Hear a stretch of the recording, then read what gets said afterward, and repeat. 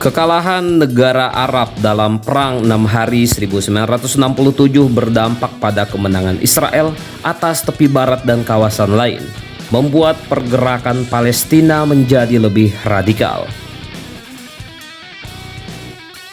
Yasser Arafat yang kemudian menjadi ketua PLO pada tahun 1969 mendirikan kamp pelatihan dan militer bagi 40.000 pengikutnya, gerilyawan Fedayen di Yordania.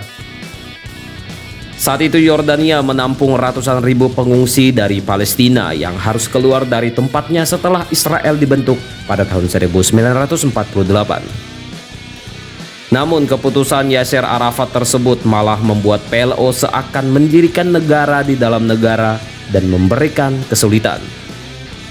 Suasana menjadi tidak aman dengan kabar penembakan menjadi lebih sering di Jalan Aman. Raja Hussein yang tengah kesulitan mengontrol faksi di militernya lolos dari upaya pembunuhan. Pada pertengahan tahun 1970-an Yordania dan Mesir menerima usul Amerika Serikat berdasarkan resolusi Dewan Keamanan PBB mengenai pengakuan akan Israel. Tetapi Palestina menolak proposal tersebut.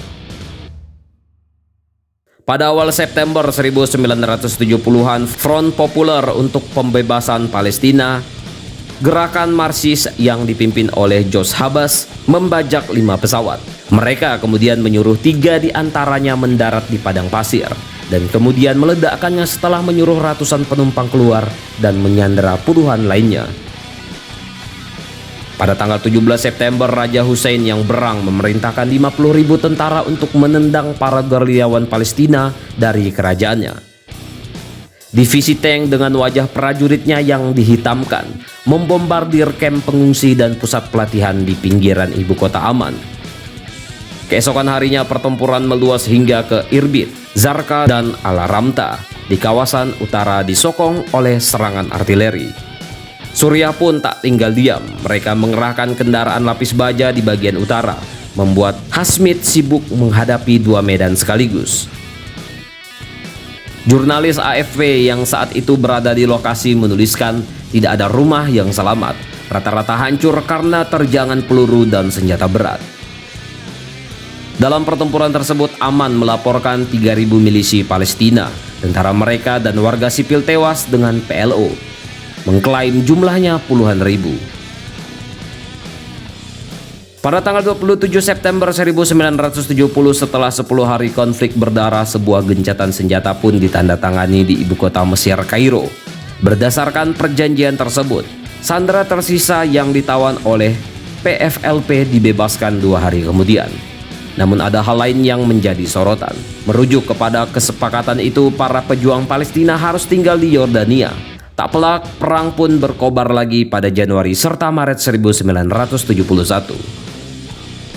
Perdana Menteri Wasfi Altel kemudian memaksa Yasser Arafat dan para pengikutnya keluar pada Juli 1971, di mana mereka mengungsi ke Lebanon. Pada tahun 1980-an, akhirnya sang raja dan Arafat melakukan perdamaian, namun hingga raja meninggal pada tahun 1999, hubungan mereka tetap diwarnai kecurigaan. Pada tanggal 28 November 1971, Perdana Menteri Tel, yang merupakan tangan kanan raja, dibunuh oleh kelompok radikal Palestina yang tergabung dalam organisasi Black September. Grup tersebut melancarkan serangan demi serangan. Namun yang paling mematikan adalah insiden menimpa atlet Israel di Olimpiade Munchen 1972. Pada 5 September 1972, 8 pelaku masuk ke dalam kampung atlet. Mereka menembaki mati 2 orang dan menyandera 9 lainnya. Dalam pernyataannya, mereka mengancam akan membunuh seluruh tawanan kecuali 232 orang Palestina yang ditahan dibebaskan. Kepolisian Jerman Barat segera merespon dengan menggelar operasi penyelamatan. Namun operasi itu malah menjadi insiden baru. 9 sandera, 5 dari 8 pelaku dan seorang petugas tewas. Peristiwa ini disikapi dengan kemarahan oleh Tel Aviv. Perdana Menteri Golda Meir kemudian membentuk gugus tugas kecil bernama Komite 10 dan merumuskan apa yang disebut sebagai Operasi Murka Tuhan.